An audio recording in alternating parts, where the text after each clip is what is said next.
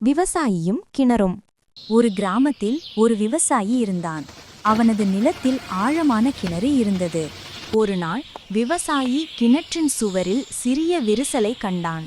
இதை அப்புறம் சரி செய்யலாம் என்று அலட்சியப்படுத்தினான். மழைக்காலம் வந்தது. சிறிய விரிசலின் வழியே நீர் உள்ளே புகுந்து சுவரை பலவீனப்படுத்தியது.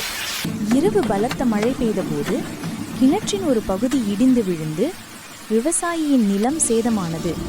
விவசாயி வருத்தப்பட்டான். ஒற்றுமையே வலிமை. ஒரு கிராமத்தில் வயதான விவசாயிக்கு 3 மகன்கள் இருந்தனர். அவர்கள் அடிக்கடி சண்டை போட்டுக்கொண்டே இருந்தனர். அவர்களை ஒற்றுமைப்படுத்த எண்ணி ஒரு மூங்கில் குச்சிக்கட்டையை கொடுத்து அதை முறிக்கச் சொன்னார். யாராலும் முறிக்க முடியவில்லை. பிறகு அந்த கட்டை அவிழ்க்கப்பட்டு தனித்தனி குச்சிகளாக கொடுக்கப்பட்டன. அவர்கள் எளிதாக முறித்தனர்.